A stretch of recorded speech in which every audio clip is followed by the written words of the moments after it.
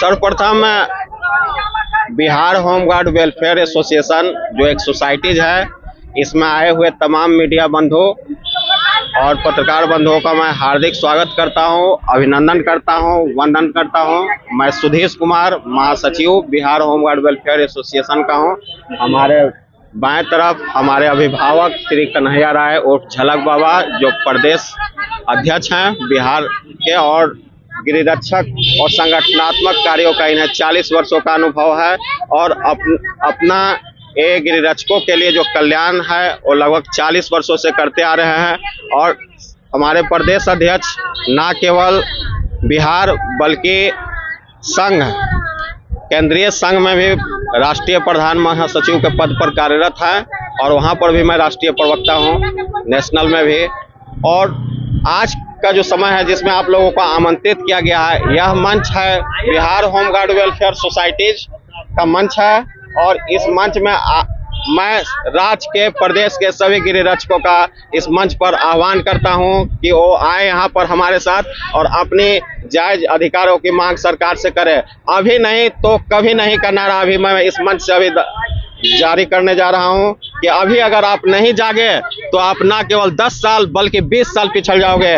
2017 में जब आपकी 400 दैनिक भत्ते को 774 रुपया राज्य सरकार ने किया, तो खुद अपने आप से यह महसूस करो कि 2017 में आप कहाँ थे, अभी कहाँ हो। और जैसे जैसे समय बीता और 8 साल बीत गए और राजकर्मी जो है, सरकारी सेवक जो है 55% के दैनिक महंगाई भत्ते पर बैठ गए, वहीं अभी हमारे गिरिरक्षक 7% पर ही हैं और 8 वर्ष पीछे हैं। एक तरफ केंद्र सरकार 1/1/2026 से 8वां वेतन लागू करने जा रही है, तो राज्य सरकार गिरिरक्षक को यदि पैसा बढ़ा भी देती है तो हम 10 वर्ष पीछे रहेंगे।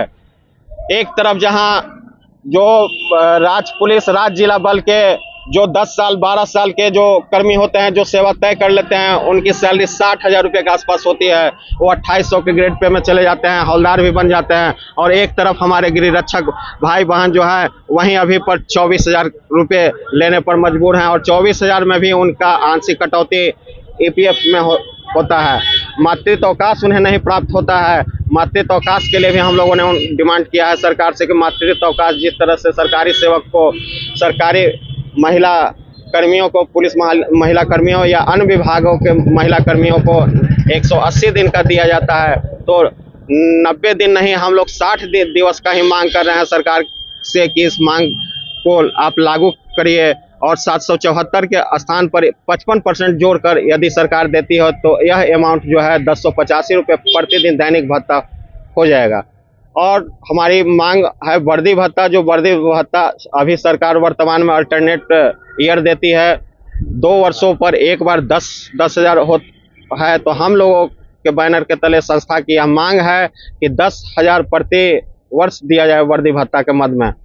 हमारे यहाँ एक 1994 का एक्ट है, तो उस एक्ट को यदि लागू किया गया तो सरकारी सेवक में गिरिरक्षक जो है सरकारी सेवक का दर्जा प्राप्त कर पाएंगे और सरकारी सेवक का दर्जा पाने के तदुपरांत उन्हें वो सारी सुविधाएं प्राप्त होंगी जो एक सरकारी सेवक। से मांग को लेकर के बापू को भी धरने पर बैठना पड़ गया है।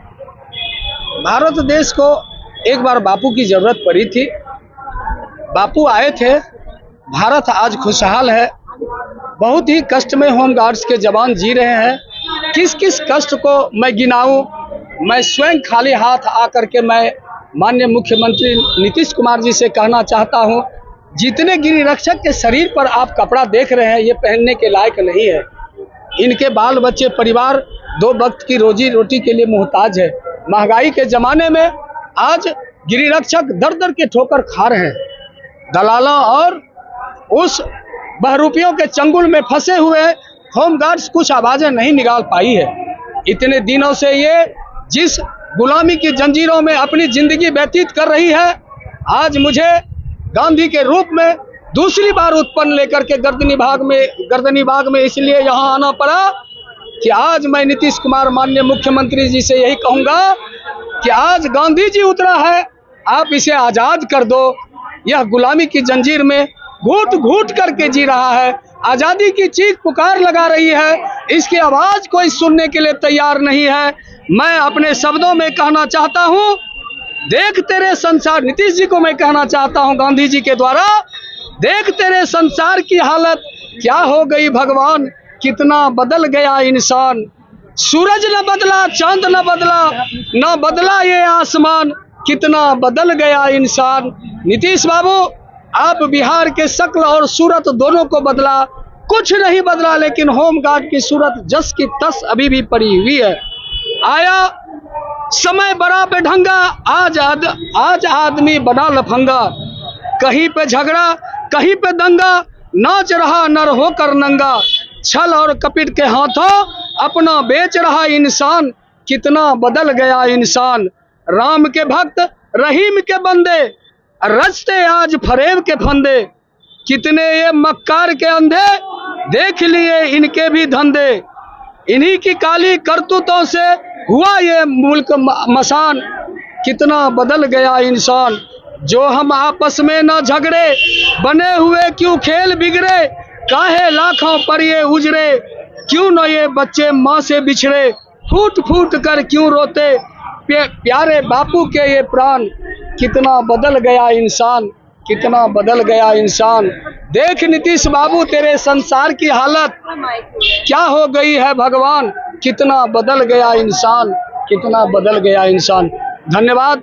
आप लोग भी अपने रूप से, मैं तमाम मीडिया कर्मियों को यही कहूँगा, आज बापू गर्दनी बाग की इस धरती पर आए हुए हैं, आप सभी हमें सहयोग करें, होम गार्ड्स को आज़ाद कराने में अपना अहम भूमिका निभाएं। जो भी होगा ये बापू आप लोगों का सेवा फिर एक बार करेगी। अगर कोई इनका हत्या भी करता है, फिर एक बार यह इनकलाब का नारा लगाते हुए अपनी जिंदगी कुर्बान कर देगी। जब तक इसे आज़ादी नहीं मिलेगी तब तक ये गांधी नहीं मरेगा। होमगार्ड की आज़ादी के लिए आज बिहार होमगार्ड वेलफेयर एसोसिएशन के तत्वाधान में आज 29/8/25 को राज्य के गृहरक्षकों के मूलभूत 9 सूत्री समस्याओं के निदान के लिए हम 5 प्रतिनिधि शांतिपूर्ण अनिश्चितकालीन सत्याग्रह पर बैठ गए। सत्याग्रह पर बैठने वाले प्रदेश के अध्यक्ष कन्हैया राय उर्फ झलक बाबा का नाम दे रहे हैं। हाँ, सत्याग्रह देश बापू महात्मा गांधी जी ने चंपारण के धरती से देश के आजादी के लिए सत्याग्रह आंदोलन शुरू किया था। एक गुलाम होमगार्ड के आजादी के लिए हम 5 एसोसिएशन के प्रतिनिधियों ने पटना के गांधी मैदान में, पटना के गर्दनी बाग मैदान से बिहार सरकार के सामने सत्याग्रह पर बैठ गए हैं। प्रदेश के अध्यक्ष कन्हैया राय उर्फ झलक बाबा, हमारे कार्यकारी अध्यक्ष शंभू कुमार मंडल जी, हमारे वरीय उपाध्यक्ष निर्मल कुमार तिवारी जी, हमारे एसोसिएशन के महासचिव सुधीश कुमार जी, हमारे कोषाध्यक्ष हरिश्चंद्र सिंह जी, ये 5 का निर्णय है कि जब तक हमारे 9 सूत्री जो समस्याएं हैं सरकार इसे लागू नहीं करती तब तक अनवरत या सत्याग्रह जारी रहेगा। सबसे प्रथम मांग मैं माननीय मुख्यमंत्री से आग्रह करूंगा कि बिहार गृह रक्षा वाहिनी संशोधित अधिनियम 1994 है, जिसको मनी बिल कहते हैं, 33 करोड़ रुपया उसमें दिया हुआ है, वित्तीय स्वीकृति है। इसलिए मैं माननीय मुख्यमंत्री से मांग करता हूं कि संशोधित अधिनियम को लागू करके राज्य के गृह रक्षकों को सरकारी कर्मचारी घोषित करें, ताकि आपके एक और इतिहास कड़ी में नाम जुड़ जाए।